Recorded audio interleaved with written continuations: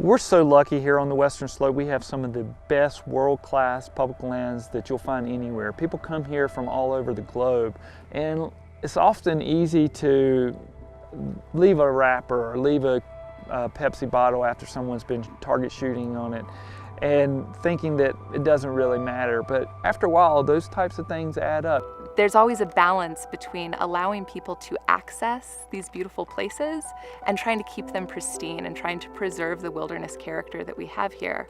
So it may seem harmless to pick up a rock and take it with you, or to pick a flower, or to take branches off trees for your fire. But every time you do those things, you are taking something out of its natural environment and altering the landscape.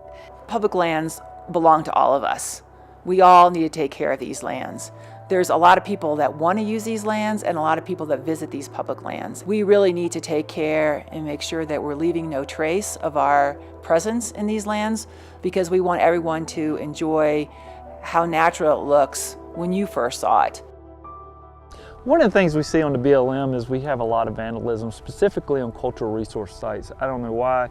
We refer to all of it as rock art because some of them are pictograms and petroglyphs. And so they're very delicate by nature, and just doing any type of disruption to it can damage it for future and current generations. So some examples of ways people intentionally misuse public lands, and one that we see the most often, I would have to say, is graffiti. So a lot of people think that graffiti means just spray painting, but graffiti also includes using charcoal to scratch into rocks, using other rocks to sort of carve or engrave things into the sandstone. A lot of times what happens is people that then come to that location think that it's okay to do the same, so it spreads. So there's a couple of things that people are probably not aware of when they're using public lands. One is staying on the trail, hiking on a durable surface or a trail that's already established rather than cutting across trails. Another one is picking up your trash or picking other people's trash up and packing it out. The majority of people that visit public lands here on the Western Slope do so responsibly. It's really only just a small percentage, just 1 or 2% of people that come out and willfully commit some type of dysfunctional visitor behavior. People will need to understand that our culture here is that we preserve and conserve our public lands for our current and future generations, and part of that is being good visitors. One thing I like to try and remind people when they're visiting the National Forest, it's like going to your grandmother's house. There's certain things that you don't want to do in the forest that you wouldn't want to do in your grandmother's house. Like you wouldn't want to throw trash down in her living room, or you wouldn't want to trample her garden.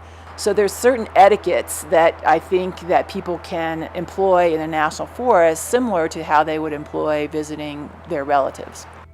The one message that I would impart to people is to try to be in that space without feeling the need to make it your own. We take it very seriously, our role for managing your public lands. Part of that recreation responsibility is to come out and visit with respect. But when people go out and vandalize it, it really takes away from that experience. And so we really depend on people to be responsible when they come out on their public lands and understand that other people value these public lands and want to come out and have that same type of personal discovery for many years to come. When players come out here and take a day off to interact in our public lands, they need to remember that they're citizens. They're community members out here just like everyone else.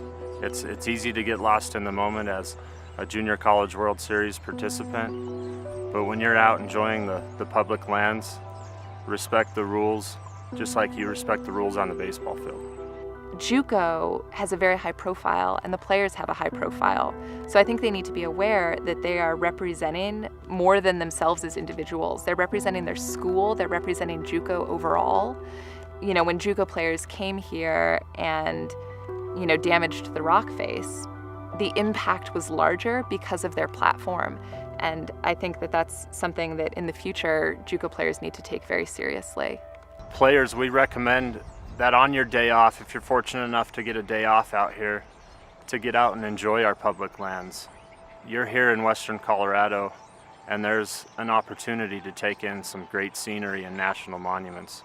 So enjoy your time out here both on and off the field, and be respectful of our community.